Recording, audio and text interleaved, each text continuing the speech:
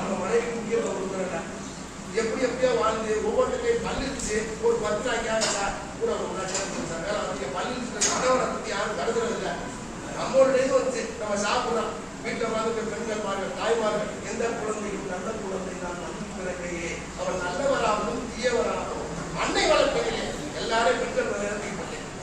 ஏன்னா ஏன்னா முக்கியத்துவம் உங்களுக்கு தான். தாய் வந்து தாய் நாடு எல்லாமே தாய் நாடு. பெண்களுக்கு தான் முக்கியத்துவம். ஒரு ஃப்ரீடம் நீங்க நினைச்சா அவ்வளோ ஆர்வம் பாரதியார் சொல்லுவார். என்ன பாரதியார் என்ன சொல்றாரு? பராசக்தி பாடுவார். எல்லாத்துக்கும் உலகத்தை உறவில்லை என்றால் தனி பாரதியார் உங்களை வந்து காளி தேவியை சித்தருக்கு சொல்றாரு. அதனால பெண்கள் முக்கியம். யாரையும் பெண்களை அடிமைப்படுத்தவில்லை. நல்லா தெரிஞ்சுங்க. அடிமைப்படுத்தா நீங்க இப்பெல்லாம் உட்கார முடியாது. அடிமை யாருமே கிடையாது. பெண்கள் தான் ஆக்க சக்தி. அப்ப என்னன்னா ஒரு நிமிஷம் நீங்க நினைச்சீங்கன்னா கணவனை மாத்திக்கணும். ஈஸியா மாத்திக்கணும். அது எந்த வீடுல அவனை கொண்டு போகிறது முக்கியத்துவம் கொடுக்கறது இல்லை. அதே மாதிரி நம்ம என்ன சம்பாத்தியம் வாழ்க்கை கிடையாது. எங்க நிறைவான ஒரு வார்த்தை செல்வம்னா என்ன? லட்சுமி கடாட்சம் சொன்னேன் தெரியுமா? செல்வம்னா என்ன? காசு. அதை கேவலமானவர்களே இருக்க, எப்படிப்பட்டவனே இருக்க, எப்படிப்பட்டவனே இருக்க, அநியாயமானவன் அக்கிரமானவன் எப்படி வந்துக்கலாம். செல்வம் அதுக்கு பேர் வந்து செல்வம் கிடையாது.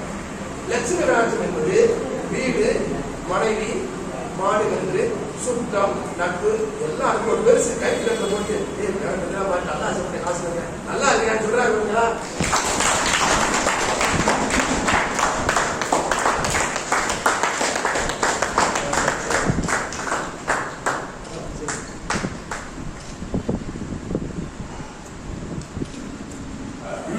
திறந்திருக்கக்கூடிய இடம் இருக்கு.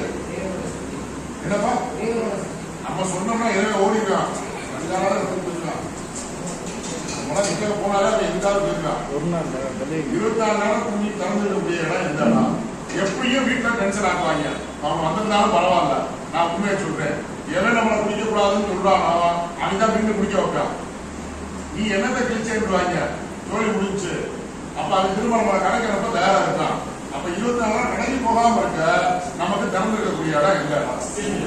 இல்லப்பா இதை சொல்றதுக்காக எவ்வளவு நேரம்? இதை சொல்லிட்டா எவ்வளவு நேரமா? நான் சென்ட்ரல் விட்டு வெளியே வந்தேன். தீபாவளிக்கு முதல் நாள் நைட்டு, தீபாவளிக்கு ஃபர்ஸ்ட் தீபாவளி. குடி இல்லாம நான் தீபாவளியை கொண்டாடணும். 40 வயசு நான் வெளியே வரும்போது குடியிட்ட வாழ்க்கை ஆரம்பிக்கும் போது எனக்கு வயசு என்ன? 40 வயசு. 14 வயசுல வந்து குடிச்சிருக்கேன். எத்தனை வருஷம் குடிச்சிருக்கேன்?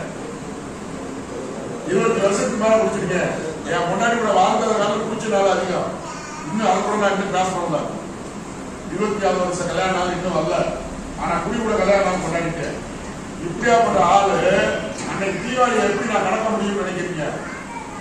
என்ன பண்ணேன்னு கேளுங்க. முதல் வருஷம் தீபாவளி தலை தீபாவளின்னு சொல்லுவாங்க கல்யாணத்துக்கு.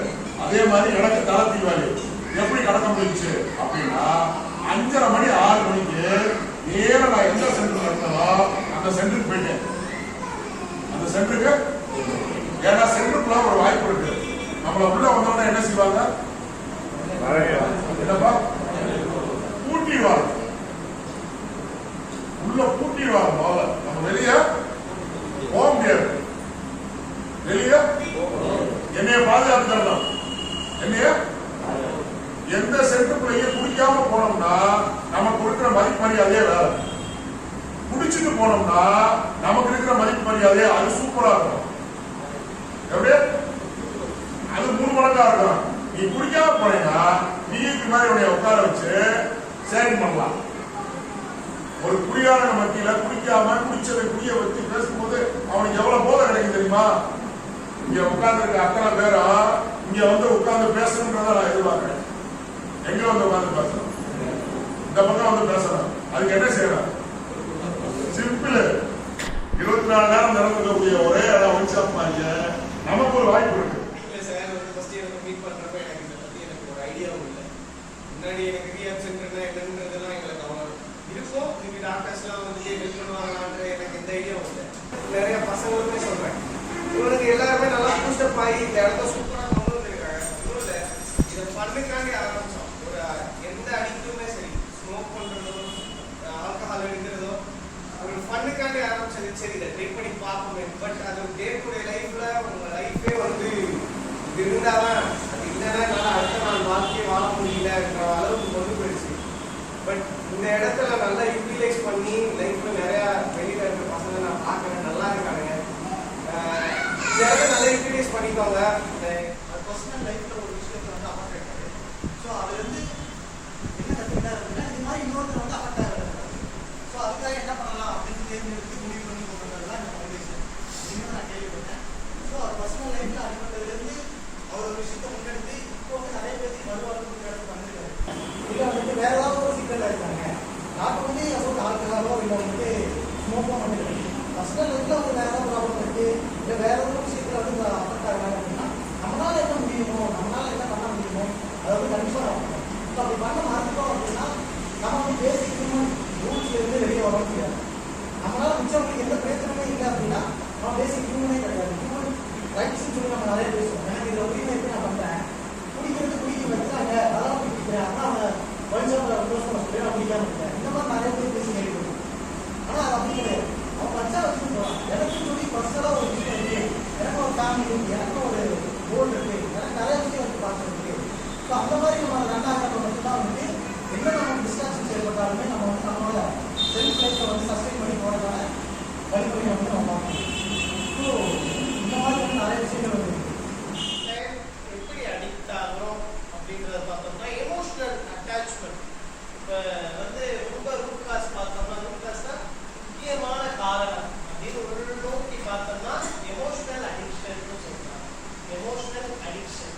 ஸோ அதனால தான் ரிலாக்ஸ் ஆகிட்டே இருக்கிறோம். ரிலாக்ஸ் மீன்ஸ் மறுபடியும் போயிட்டு வந்துடும். நம்ம திருப்பி கொள்வதற்கான காரணம் என்ன? இங்கே சென்டருக்கு வந்து ஒரு 40 நாள் இருக்கும். அடிக்கடி கேட்டுகிட்டே இருப்பேன். எனக்கு சாப்பாடு வைக்கிற சர்வீஸ் எல்லாம் இருக்காங்க, எங்களுக்கு கவுன்சிலிங் இருக்கிறவங்க, ரிலேஷனு எல்லாமே இருக்காங்க. என் மனைவியை பார்க்கணும், என் பிள்ளைகிட்ட 4 வார்த்தை பேசணும். அவங்க நினச்சிட்டு மறுநாளே ஃபோன் போட்டு கொடுத்துருக்கலாம். எனக்கு 50 நாளாக என் குடும்பத்தில் இருந்தேன், என் குடும்பத்தில் என் பிள்ளைகளை நினைக்க விட்டு என் பிள்ளைகளை திரும்பி ஒரு நாள் கூட இருக்க கிடையாது. நான் என்ன சண்டை போனாலும் என் மனைவியில் ஒரு ஃபோன் பண்ணி சண்டை போடுவேன். என் மனைவினா யாரு, என் பிள்ளைனா யாருன்னு எனக்கு நினைக்க வச்சு மறுநாளே காரியத்தில் எனக்கு அந்த பாசம் தெரியாது.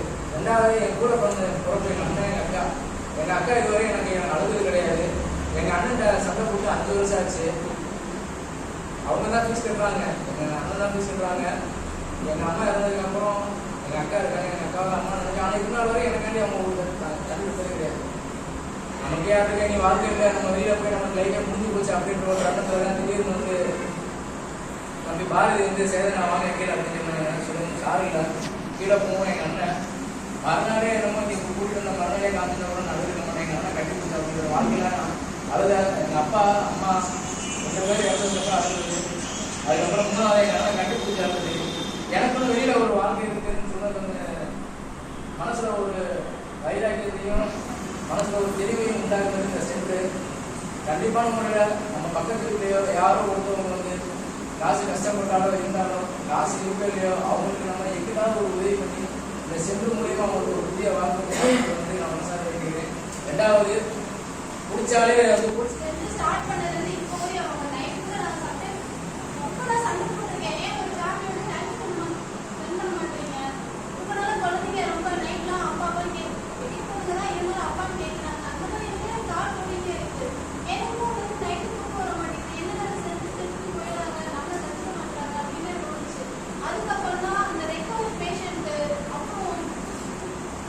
பேஷண்டோட பேரண்ட்ஸ்